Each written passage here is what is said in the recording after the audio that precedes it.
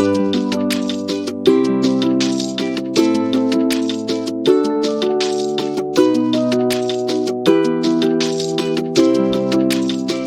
welcome to Random Things with BK. Today I want to talk to you about some of the safety equipment that I have in my garage. Things that I use pretty regular that you may even see me using in the videos. And you know, the older I get, the more I realize that I really should be safety conscious. And so I thought I'd kind of spread some of my knowledge to you. We're going to start with eye protection. Obviously, if you're using saws or those type of things, it's really important to use eye protection.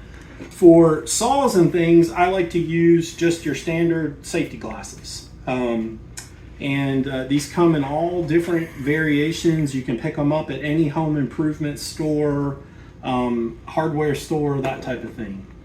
For grinding and like metal type stuff, or even sometimes when I'm working under a vehicle, I like to use my face shield. It gives me a lot more protection, covers my whole face where, you know, a piece of metal might fly or sparks or those type of things.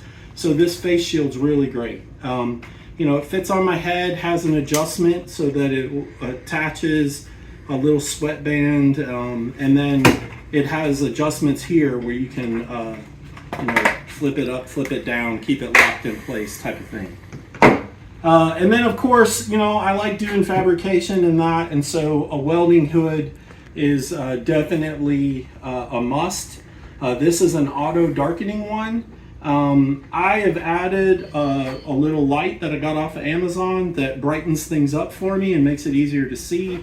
But other than that, this is I believe it's a Hobart lid that I picked up at Tractor Supply.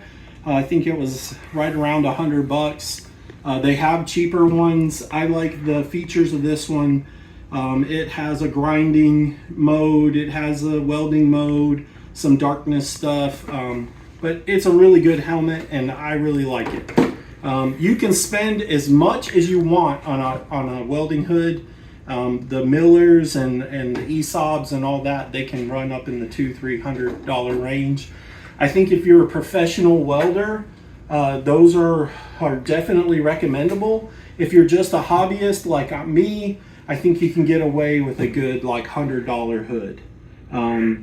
Although I would say, like, if I was welding all day long, this hood is probably a lot heavier and probably not as durable as like those nicer hoods are.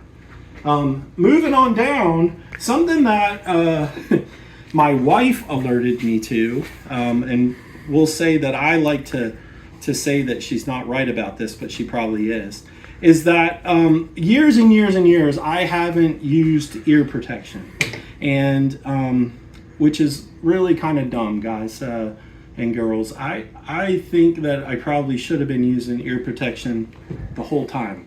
So I've had jobs where I worked in cabinet shops and those type of things.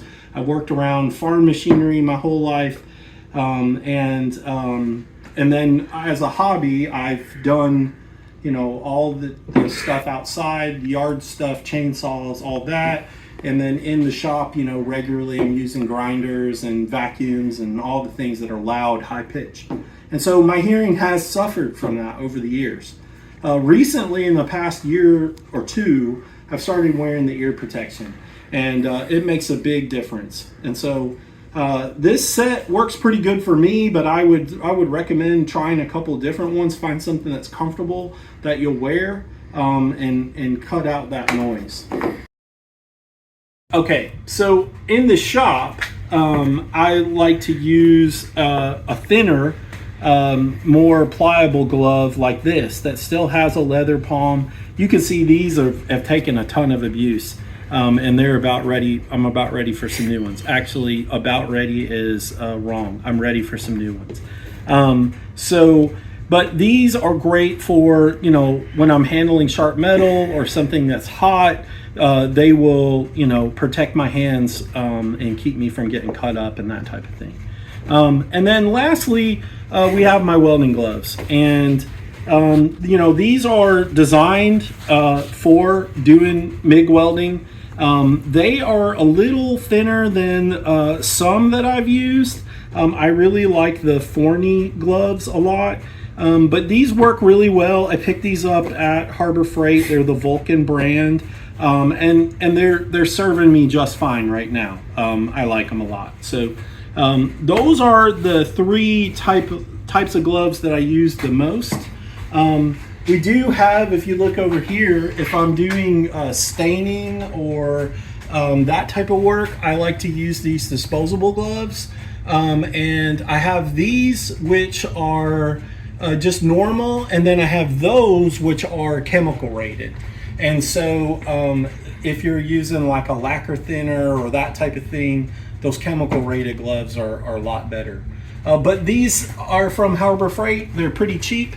I go through a box probably every, I don't know, 3 to 5 months. And they're thick, and they work really well for that type of work. The most important thing probably in my garage is my fire extinguisher. When you're doing fabrication projects where you're working with sparks and that type of stuff, or any kind of fire, whatever, it's really good to have a good fire extinguisher in your shop. I keep mine right here on my bench where it's very handy for me to get to. Location of your fire extinguisher is important. It should be easy access. You should be able to get to it quickly, because when you need it, you're going to need it. Thank God I haven't needed it in a while, but there has been a few times where I've used the fire extinguisher. Hopefully this was helpful to you, is if you're putting together your shop, or maybe you've had your shop for a while but you haven't thought about some of these things. Safety is very important, and protecting yourself long term so that you can enjoy doing what you like to do for longer. So hopefully this was helpful. If it was, please like and subscribe, and I hope you have a wonderful day.